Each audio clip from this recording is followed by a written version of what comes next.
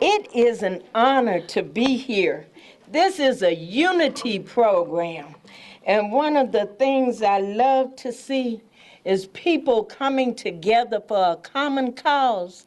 And y'all just make me feel good. Besides that, I didn't know who they were talking about. I had to pinch myself and then realize that the mayor was talking about me. Hey.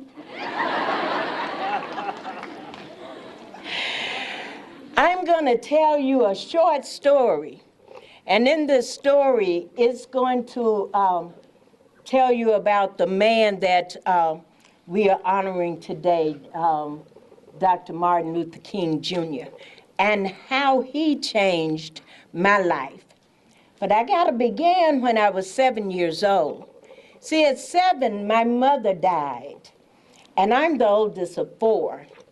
And my grandparents and the older people around me said my mother wouldn't have died if she hadn't been colored, that she would have been able to get the blood she needed to live from an all-white hospital in Selma. But instead, they had to send some 90 to 100 miles away to Birmingham, Alabama, to get the blood my mother needed to live. The blood came by trailway bus, and it stopped at every little corner between that 100 miles to Selma. And when the blood arrived, they said my father was 15 minutes late. My mother had already died. Well, I was 7 years old, and I figured that since white people hated me, I was going to hate them back. And I was going to make a change when I got big, because nobody else's mommy would ever die because of the color of her skin.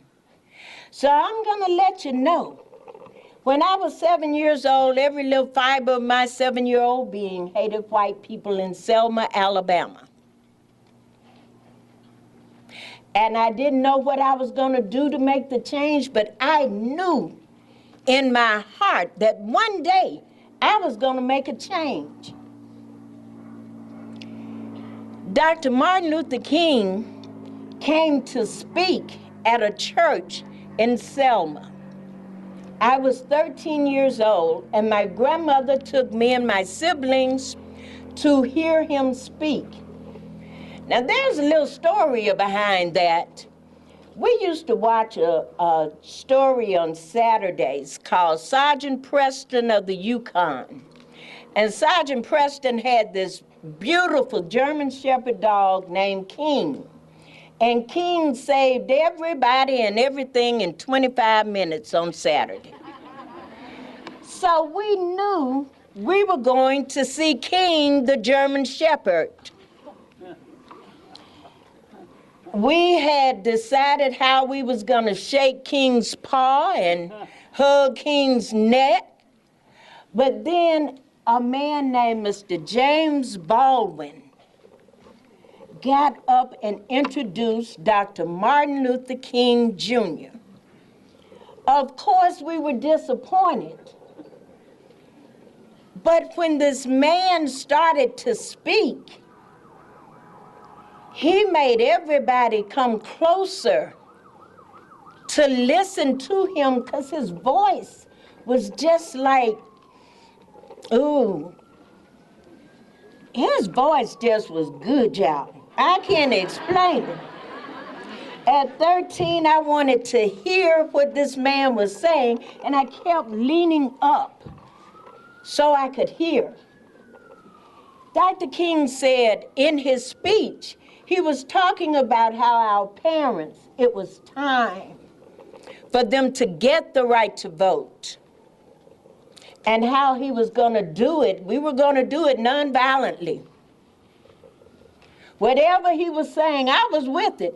He sounded that good. But he said, you can get anybody to do anything with steady, loving confrontation.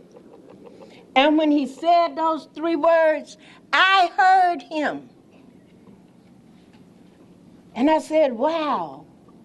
And then when he said it again, it was like saying, Lynda Blackmon, you can get anybody to do anything with steady, loving confrontation. It hit me. I said, there go my change. I know how to make change. And I was determined from 13 years old to make that change. That change came in the form of marching nonviolently, going to jail, marching, going to jail, marching, and going to jail. But that's how we brought that change. We were consistent. We didn't march one day and stop. We marched twice in a day, every day. I ended up in jail 9 times. Got to tell you about being a jailbird. I was a good jailbird. Enjoyed being a jailbird. I had all my jailbird friends with me. But we were in jail because we believed in something. We knew that one day what we were going to jail for would make a change. We weren't in jail for hurting nobody. We wasn't in jail for taking anything from anybody. We were in jail to make a difference. And it was nothing like being in jail. Now, we were scared in jail. I'm not going to tell you it was fun. It was scary. We had each other's backs, but those big men had billy clubs and guns and cattle prods. Cattle prods was these sticks with an electric shock on them that they used for their livestock on their farms. And they could use them anytime they wanted on us. But we would get there, and if one cried, all of us cried, because we were all scared. If one did something, all of us took a part in it, because we didn't want just one to be singled out. It helped us when we would sit up there and they'd tell us to be quiet, and we go, we shall overcome, to the loudest. I mean, just the loudest. And that would irritate them so much. I got to like the song. I really did. Because that song in particular, of all the freedom songs we sung, seemed to be the one that irritated white people the most. And we did overcome. One day, it was 23 of us in jail. We had been in this jail cell for 3 days, all girls. And one of my friends, Pat Green, got sick. And we called the jailer, we asked him, told him she was sick and we needed help. He brought us some brooms. And I'm gonna use the word, because this is what the word was back then. He told us, niggers, clean up this place, it's dirty. But across the little catwalk in the jail, there was a window. And you could see the street, Franklin Street. And it was a street where black people had their shops and stores, and black people were walking up and down. So I decided to take the mop handle and break that window so we could call for help because Pat was really sick. Broke the window, we called for help. Let them know we had been there 3 days and people were sick. The jailer came in and he said, "Which one of you niggers broke that window?" Since none of us was niggers, we didn't answer to it. We didn't know what he was talking about. He said, "I'm gonna ask again, which one of you niggers broke that window? If you don't tell, I'm gonna put you in a sweat box." Now we started thinking, because we didn't know what a sweat box was or what it would do. Obviously make you sweat, but when you're scared, you don't think like that. So I said, "I broke the window." And he said, "Your name, nigger?" And I said, "Lynda Blackmon." And then somebody stood up beside me and said, "I'm Lynda Blackmon." Somebody behind me, "I'm Lynda Blackmon." It was about 5 Lynda Blackmons that day. And the jailer thought we were being funny. We were trying to take care of each other. That's how we had each other's back. He took 21 of us. He left Pat and another girl in the cell. And he took 21 of us and put us in this little iron box. It was just an iron box. Had an iron door with a little shutter in it, and he throwed us in there and closed the door. It was dark, airless. I don't know how long we were in there, 5 minutes, 5 hours. All I know is when I woke up, the prisoners was taking all of us into a courtroom. And Judge Bernard Reynolds told us that we didn't smell so good. And to go home and leave his courtroom. Told us to write our names on a piece of paper. So we did. We wrote Minnie Mouse, Mickey Mouse, Long Ranger, Tonto. And we thought we were getting over, so we, wrote these names and we went on. I, for one, got out of jail that day, took a bath, ate, and ended back up in jail that evening. Was in jail for another 3 days before they took us to a prison camp outside of Selma, 10 to 15 miles, called Camp Selma.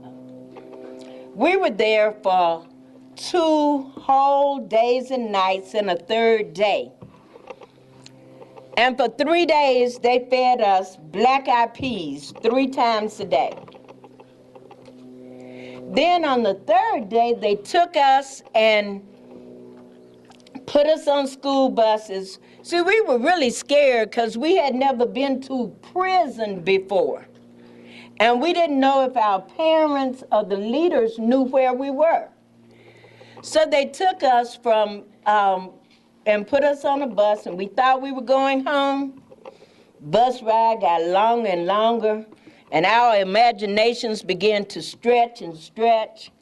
And we just knew we were going somewhere in a field for the Ku Klux Klan to kill us or something. But we were going to die for our freedom. I wasn't ready right then, though. Maybe some of the others were, but I wasn't. They took us to another prison camp, however, 30 miles away, called Camp Thomaston. We were at Camp Thomaston for 6 days. And 3 times a day for 6 days, guess what they gave us to eat? Anybody? Ooh, black-eyed peas. Guys, I'm 65. I do not eat anybody black-eyed peas. I haven't eaten black-eyed peas since I was 14. They're my kryptonite. They make me weak. No black-eyed peas. But then our families found out where we were, and they had them bring us home. Now, those were about the scariest times in jail. in 1965 on March 7th. It's called Bloody Sunday because a group of us decided to go from Selma to Montgomery, the capital, to let the then governor know that we still wanted the right to vote. We deserved certain rights under the Constitution, and that's what we wanted. We was asking for no more or no less. And we decided to do that march because a young man had died from being shot during a night march in Marion. His name was Jimmy Lee Jackson. And Jimmy Lee had been shot and he died 8 days later. And we wanted to let the governor know that death was not a deterrent to us. I was in the 19th row of that march on that Sunday morning. We got to the end of the bridge. When we got to the crest of the bridge, we could see all the state troopers and sheriff's deputies and posse. When we got down to the bottom of the bridge, they told us we could not march. We were an illegal assembly, could go no further. When Representative John Lewis asked if he could speak with them, he told them no, he couldn't. No words to be said. They started putting on these gas masks. We didn't know what they were. I thought it was something from the Outer Limits, a TV show, you know. Didn't know. So my group leader, James Webb, said, let's pray, because that's what we would normally do. Get down and pray, get up and go and regroup. We got down on our knees, and all of a sudden, we heard the gunshots. The gunshots was this gas. This gas caused you couldn't breathe. You couldn't see. And it was very confusing. I felt someone pulling me back by the collar, and I was resisting. And that person then decided to put both of his hands on me and jerk me back. As he did, I bit his hand. I forgot to be nonviolent one time, okay? But I did bite his hand. And I heard the word nigger twice, and he hit me twice. Then he pushed me forward, and I managed to tumble and run directly into a cloud of tear gas. And he was running behind me, hitting me. When I woke up, I was on a stretcher. They were putting me in a hearse. We didn't have ambulances then. And I wasn't dead, so I wasn't getting in that hearse. And I let them know that. People were running back across the bridge, and I jumped up and started running too. When I got on the other side of the bridge, I saw my sister, my baby sister, whom I was supposed to be taking care of, in a man's arms. She looked like a rag doll. She looked like she was dead. And I stopped. I could not move. I thought I had killed my sister. I thought she was dead because of me. I couldn't move. Somebody was running and they pushed me. And I think that's how I got out of that stance. Because even now, 50 years later, when I talk about it, it hurts me to think that I hurt my sister.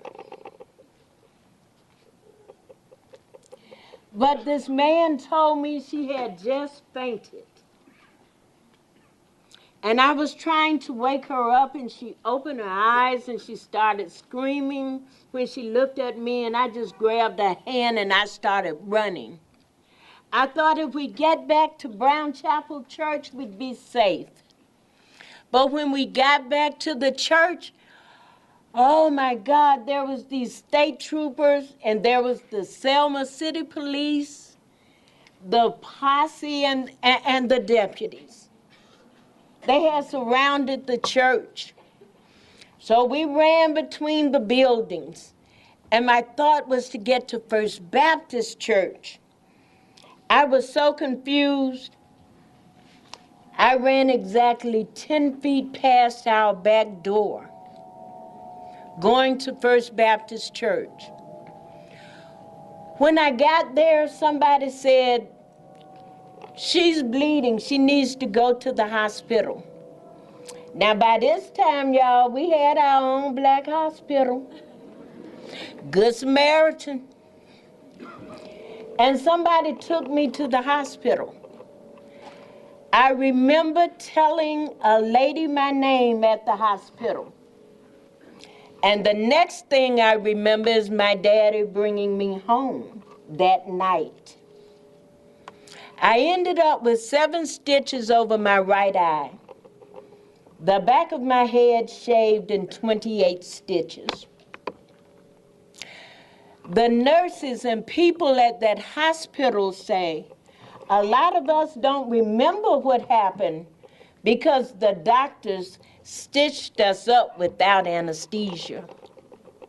And I can't remember a single thing that happened at that hospital, but I do know I have the scars from it. I told my father that it was important for me to be able to go to Montgomery to show George Wallace what he had done to me. But I also wanted the governor to know that he had created his worst nightmare. I was going to be an educated, independent black woman, and that seemed to scare white people in the 60s. So I was going to be his nightmare and daymare too. But my daddy said I couldn't go. I had already been hurt, and he feared for me more. But 3 wonderful women asked him if I could go because they would need someone to help them, young legs to run for them. And thank you. And he trusted them, said yes. It was only 300 people allowed to walk from Selma to Montgomery. And here I was, one of the 300. I was so excited because I was going to let the governor know what happened to me. But on the second day of that March 22nd, I turned 15 years old. I walked out of that tent and I saw these 3 guardsmen. I focused on 3 Alabama National Guardsmen who had their guns at their waists and bayonets on the end, and they just looked like they were looking at me, and they just looked like they were coming to get me and finish the job they had started 2 weeks before. Oh my God, I was scared. I ran back in that tent terrified. I asked them not to let them kill me. I wanted to go home to the safety of the projects and my daddy. But they said some awesome things. And this one guy, white guy named Jim Lederer, he had lost a leg in a war. Jim came up and he grabbed me and he said, "Before I let anybody harm another hair on your head, I will lay down and die for you. Now, I want you to know I was kind of tempted to let him show me. But I also heard the words of my grandmother. And you talking about awesome? This woman was awfully awesome. Grandmother taught us that you never let anybody own this. When you let someone own your mind, you become a slave to whatever it is. If it's a thing like drugs, alcohol, if it's a thing, girls, like boyfriends, or boys like girlfriends, you let someone own this and they take a part of you out of you. And I couldn't let that fear I felt own me. Because if I had, I knew I never would be Lynda Blackmon Lowery, ever. I took that fear and I put it under my arm to let it know I embrace it and respect it. And I decided I was still determined. See, I wasn't courageous or brave. I was just determined to do something, and that's what I did.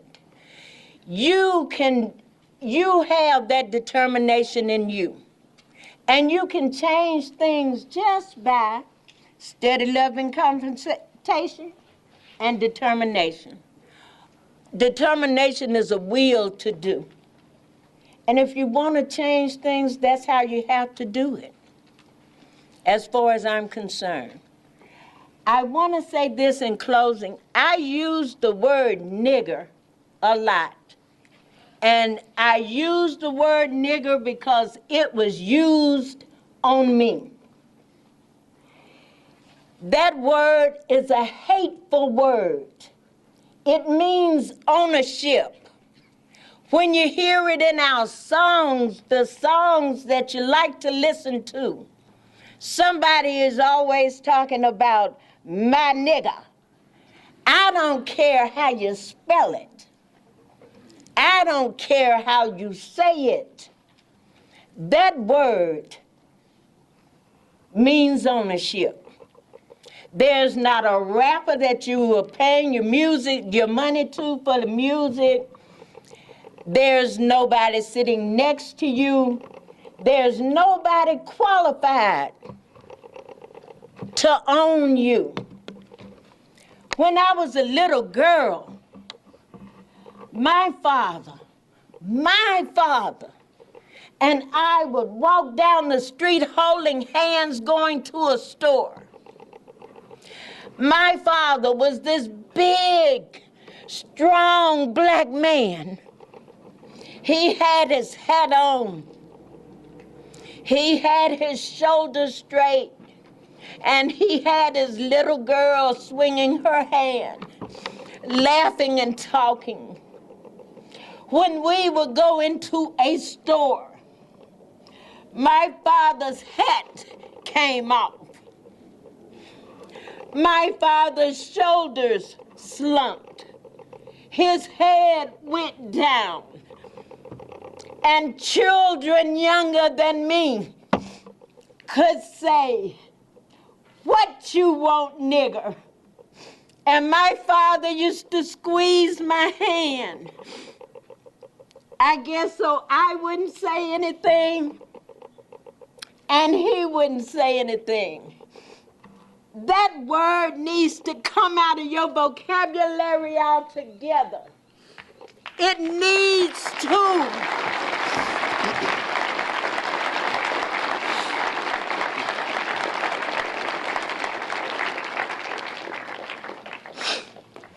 Some parts of growing up in a segregated society is still hurtful to those who lived it. You. We made changes for you. And some of you will never vote. You'll never encourage anybody else to vote. And that's an insult to the memory of those who died, an insult to those who bled and went to jail.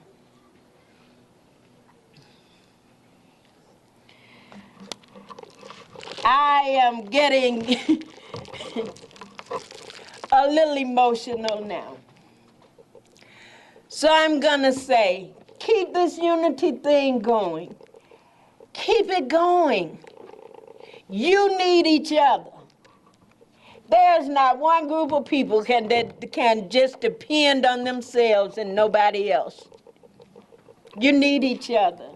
This is a beautiful thing. I thank you all for having me here.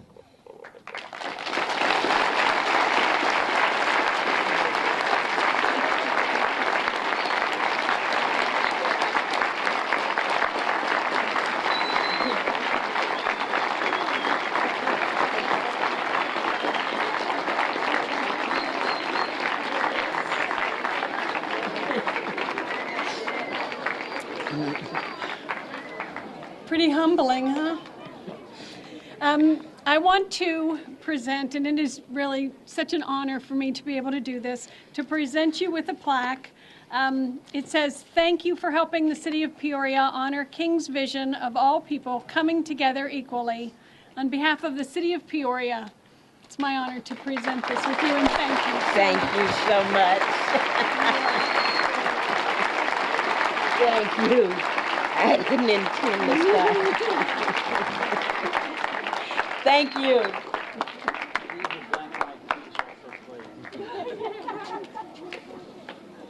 What an amazing day for our community. We talked about coming together. We did it.